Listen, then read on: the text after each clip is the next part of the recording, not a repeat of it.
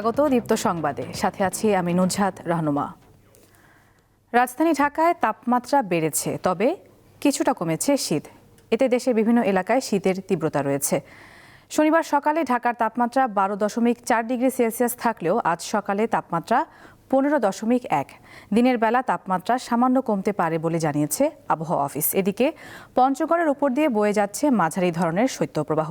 সকাল 9টায় সেখানে তাপমাত্রা রেকর্ড করা হয়েছে 7.3 ডিগ্রি সেলসিয়াস। এছাড়া কুড়িগ্রামে 9.8 ডিগ্রি, গাইবান্ধায় 10.5 ডিগ্রি, নওগাঁয় 11.0 ডিগ্রি সেলসিয়াস তাপমাত্রা রেকর্ড করা হয়েছে।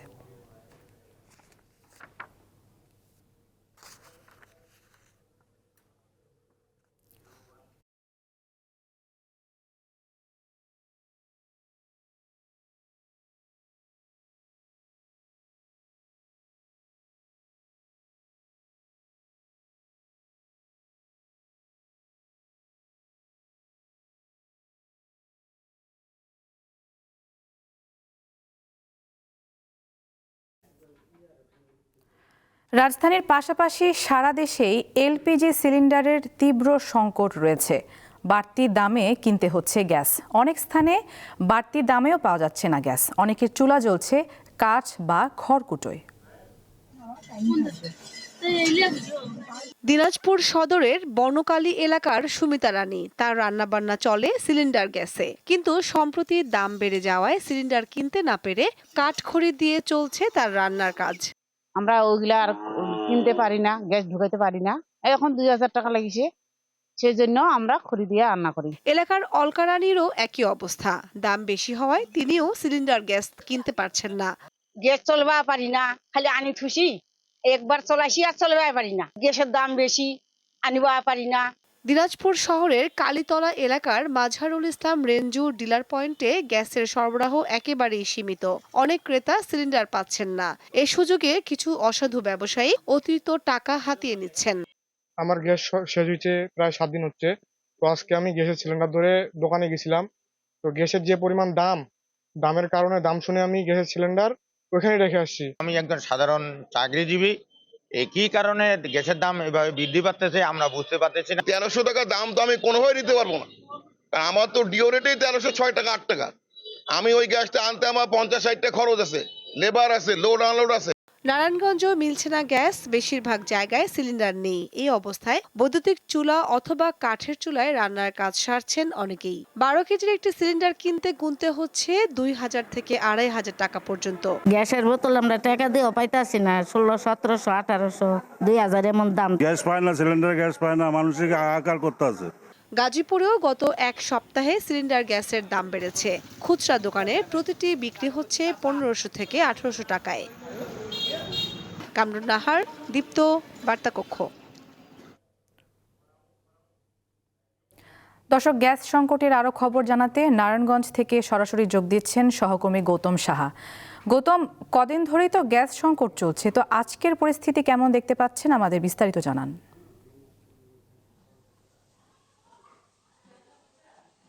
গ্যাস সিলিন্ডার সংকটের কারণে চরম ভোগান্তিতে পড়েছে সাধারণ মানুষ। কোথাও গ্যাস সিলিন্ডার অধিক মূল্যে পাওয়া যাচ্ছে না দাবি ভোক্তাদের। আমরা যে বিষয়টি আজকেও সকাল থেকে বিভিন্ন যে খুচরা ব্যবসায়ী রয়েছেন, ডিলার রয়েছেন এবং ভোক্তাদের সাথে কথা বলে যে বিষয়টি জানতে পেরেছি, নারায়ণগঞ্জের কোথাও গ্যাস সিলিন্ডার পাওয়া যাচ্ছে না। যাও দুই একটা পাওয়া যাচ্ছে, তাও কিন্তু 2500 থেকে 3000 টাকা গুনতে হচ্ছে এবং 2500-3000 টাকার অধিক টাকা দিয়েও অনেকে কিন্তু সেই কাঙ্ক্ষিত যে গ্যাস সিলিন্ডার রয়েছে সেটি কিন্তু পাচ্ছে না। এক প্রকার সোনার হরিণ হয়ে উঠেছে এই gas cylinder, LP gas cylinder যেটি রয়েছেন।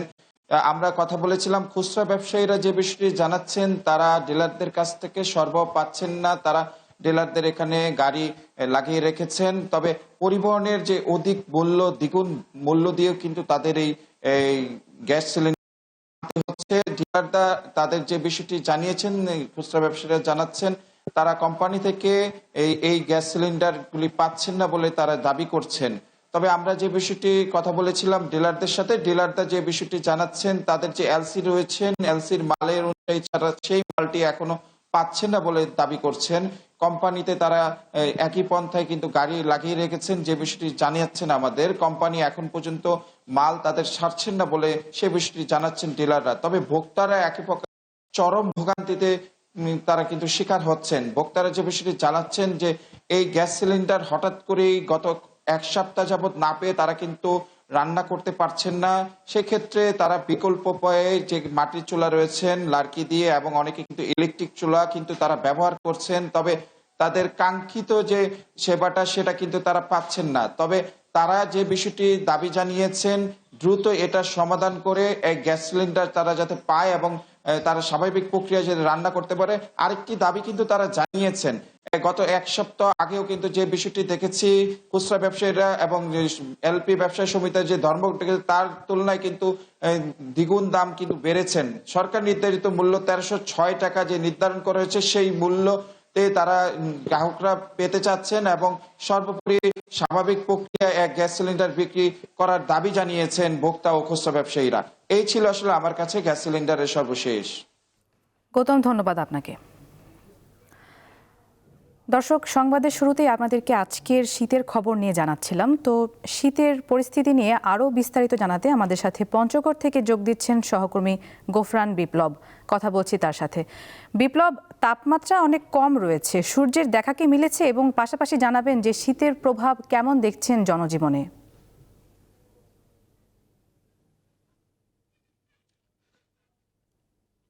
জি রেহনুমা, আসলে সর্ব উত্তরের জেলা পঞ্চগড়ে কিন্তু আসলে শীত প্রবণ এলাকা হিসেবে পরিচিত। গত 6 দিন ধরে কিন্তু এই অঞ্চলের উপর দিয়ে মৃদু থেকে মাঝারি শৈত্যপ্রবাহ প্রবাহিত হচ্ছে।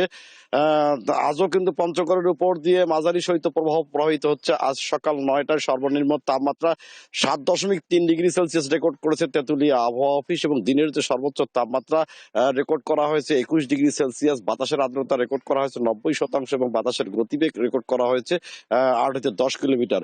গতকাল এই তাপমাত্রা ছিল 8.3 ডিগ্রি সেলসিয়াস এবং দিনের যে সর্বোচ্চ তাপমাত্রা ছিল 20.7 ডিগ্রি সেলসিয়াস এবং বাতাসের আর্দ্রতা ছিল 99% এবং বাতাসের গতিবেগ ছিল 10 হতে 12 কিলোমিটার। আসলে মাঝারি শৈত্যপ্রবাহ এই অঞ্চলের উপর দিয়ে প্রবাহিত হলেও আজ কিন্তু আমরা সকাল থেকে ঝলমলে রোদের দেখা পেয়েছি। এই ঝলমলে রোদ কিন্তু আসলে জনজীবনের অনেকটাই স্বস্তি ফিরিয়ে এনেছে। তারপরেও কিন্তু বিকেল নাগাদ কিন্তু এই রোদের তীব্রতাটা মিলিয়ে যায়। সন্ধ্যা হতেই কিন্তু আবার ঘন কুয়াশা এবং উত্তরের যে হিমশীতল বাতাস, সেটা আসলে জনজীবনকে একবারে নাজেহাল করে রাখে। আর এইভাবেই কিন্তু আসলে চলছে পঞ্চগড়ের দৈনন্দিন মানুষের জীবনযাত্রা।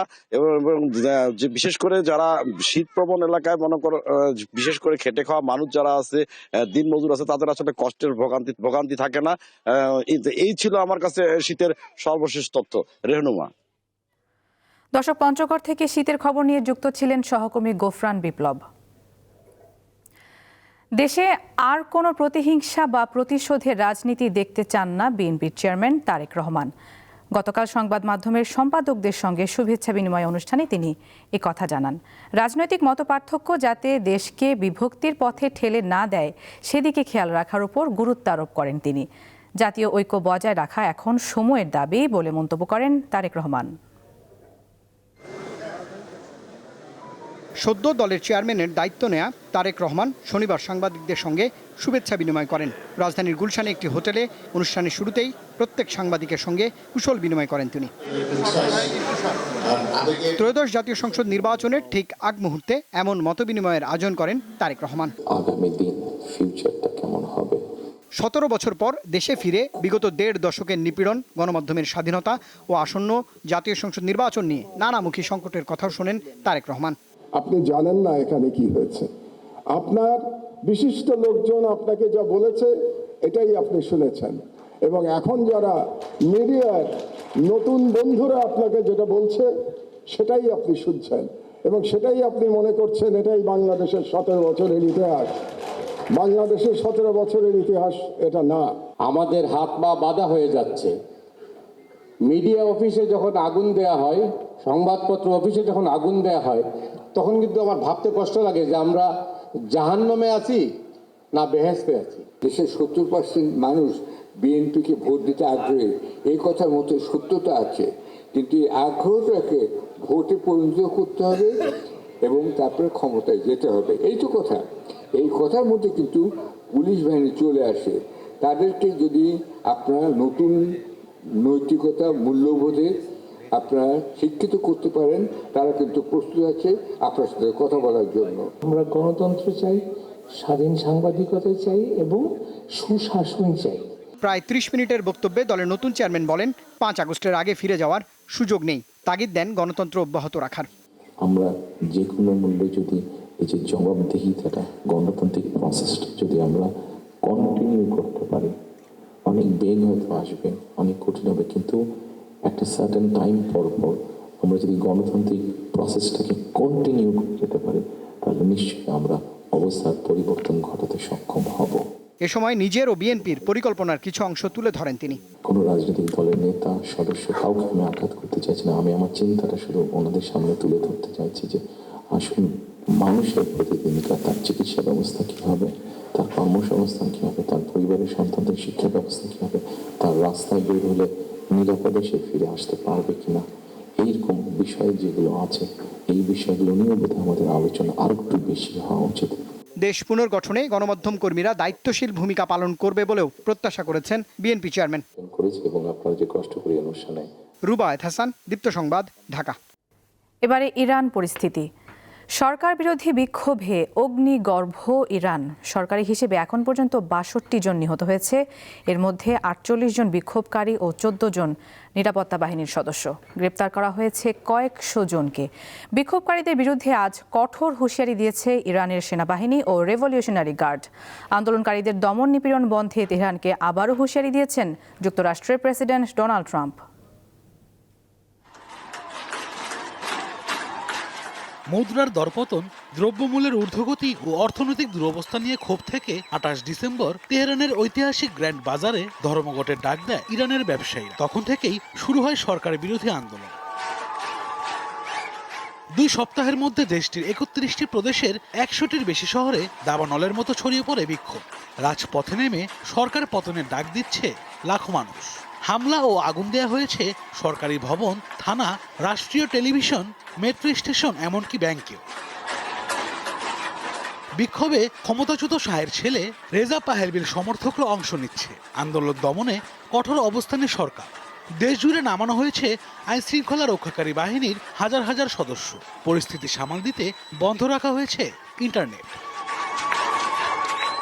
শনিবার দেশটির বিক্ষুব্ধ জনতার উদ্দেশ্যে রেড লাইন ঘোষণা করেছে ইরানের সেনাবাহিনী। রাষ্ট্রীয় সম্পদের ক্ষতির চেষ্টা করলে কঠোর পদক্ষেপের হুঁশিয়ারি দিয়েছে দেশটির রেভলিউশনারি গার্ড। বিক্ষোভকারীরা যুক্তরাষ্ট্রের প্রেসিডেন্ট ডোনাল্ড ট্রাম্পকে খুশি করতে কাজ করছে বলে অভিযোগ করেছেন ইরানের সর্বোচ্চ নেতা আয়াতুল্লাহ আলী খামেনি। বিশৃঙ্খলা সৃষ্টিকারীদের চাপের মুখে সরকার পিছু হটবে না বলেও হুঁশিয়ারি দেন তিনি। বিক্ষোভে উস্কানি দেওয়ার অভিযোগে যুক্তরাষ্ট্রের বিরুদ্ধে জাতিসংঘের নিরাপত্তা পরিষদে চিঠি পাঠিয়েছে তেহরান। ইরানের সরকার বিরোধী বিক্ষোভকারীদের আবারও সমর্থন দিয়েছেন ডোনাল্ড ট্রাম্প। তাদের ওপর বল প্রয়োগ বা গুলি চালালে ইরানের সামরিক অভিযানের হুঁশিয়ারি দেন তিনি। ইরানে বিক্ষোভকারীদের হত্যা ও সহিংস পরিস্থিতির তীব্র নিন্দা জানিয়েছে যুক্তরাজ্য, জার্মানি, ফ্রান্স সহ বিভিন্ন দেশ। আশরাফ শুভ, দীপ্ত, বার্তা কক্ষ। দর্শক, এই ছিল এখনকার মতো। পরবর্তী সংবাদ দুপুর 12টায় বাণিজ্য সংবাদ দেখার আমন্ত্রণ। এছাড়া আরও তথ্যের জন্য চোখ রাখুন দীপ্ত ডিজিটাল প্ল্যাটফর্মগুলোতে। ধন্যবাদ সবাইকে।